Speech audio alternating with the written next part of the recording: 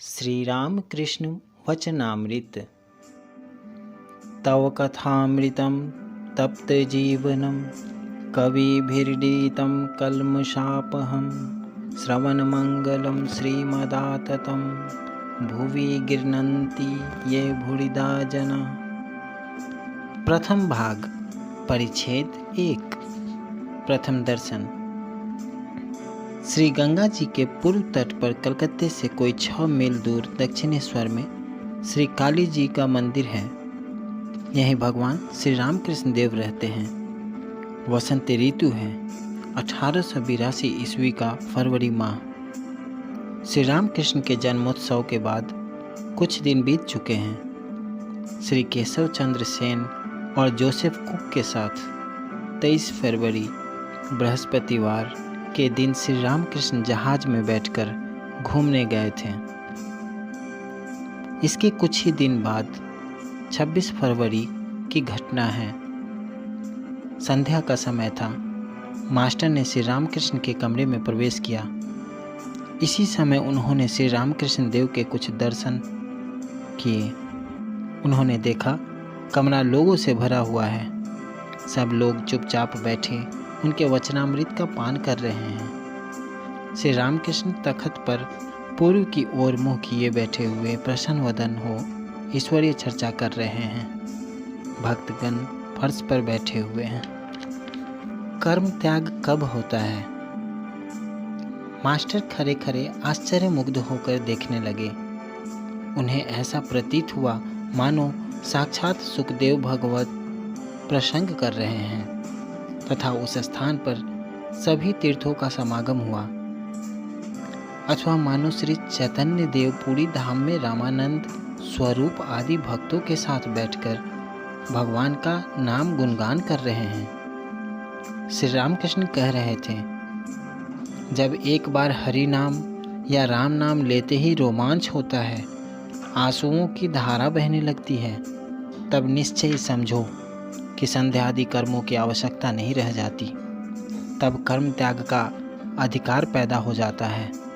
कर्म आप ही आप छूट जाते हैं। उस अवस्था में केवल राम नाम, हरि नाम या केवल ओंकार का जप करना ही पर्याप्त है।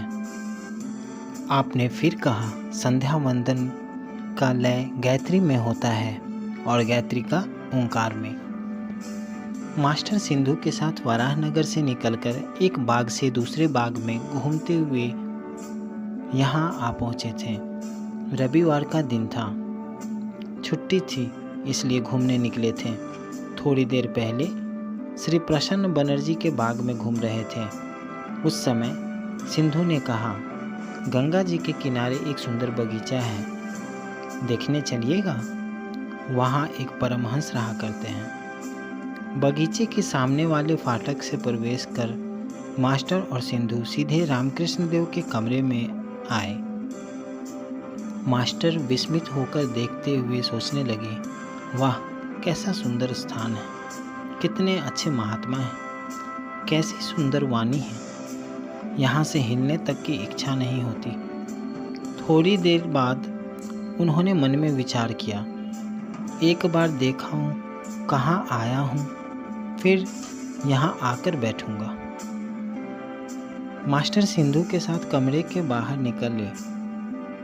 ठीक उसी समय आरती की मधुर ध्वनि आरंभ हुई। एक साथ घंटे, घड़ियाल, झांझ, मृदंग आदि बज उठे। उद्यान की दक्षिण सीमा से नौबत की मधुर ध्वनि गूंज उठी। एक ध्वनि मानो भागीरथी के वक्ष पर से संचार करती हुई कहीं दूर जाकर विलीन होने लगी। वसंत समीर पुष्पों की सुगंध लिए मंद मंद बह रहा था। चारों ओर ज्योत्सना छा गई। प्रकृति में सर्वत्र मानो देवता की आरती का आयोजन हो रहा था। 12 शिव मंदिर, श्री राधाकांत मंदिर और श्री भवतारिणी के मंदिर में आरती देखकर मास्टर को अत्यंत प्रसन्नता हुई। सिंधु ने बताया, यह रासमणि का देवस्थान है। यहाँ देवताओं की नित्य सेवा पूजा होती है। रोज कई लोग आते हैं। कई साधु संत, ब्राह्मण, भिखारी यहाँ प्रसाद पाते हैं। भवतारिणी के मंदिर से निकलकर दोनों बातचीत करते करते पक्के विस्तीर्ण आंगन पर से चलते हुए पुनः श्री रामकृष्ण के कमरे के सामने आ पहुँचे। उन्होंने देखा कमरे का दरवाज़ा अब भिड़ा लिया गया है। कमरे के भीतर अभी धूप दिखाया गया है। मास्टर अंग्रेजी पढ़े लिखे आदमी हैं, सहसा घर में घुस ना सकते थे। द्वार पर वृंदा खड़ी थी। मास्टर ने पूछा, साधु महाराज क्या इस समय कमरे के भीतर हैं? उसने कहा, हाँ वे भीतर हैं। मास्टर, ये यहाँ कब से हैं? वृंदा, ये बहुत दिनों से हैं। मास्टर, अच्छा तो पुस्तकें खूब पढ़ते होंगे। वृंदा, पुस्तकें? उनके मुंह में सब कुछ है। मास्टर हाल ही में पढ़ाई लिखाई पूरी कर आए थे। श्री रामकृष्ण पुस्तकें नहीं पढ़ते। यह सुनकर उन्हें और भी आश्चर्य हुआ। मास्टर, अब तो ये शायद संध्या करेंगे। क्या हम भीतर जा सकते हैं? एक बार खबर दे दो ना।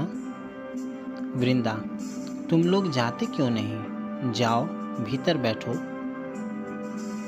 तब दोनों ने कमरे में प्रवेश किया।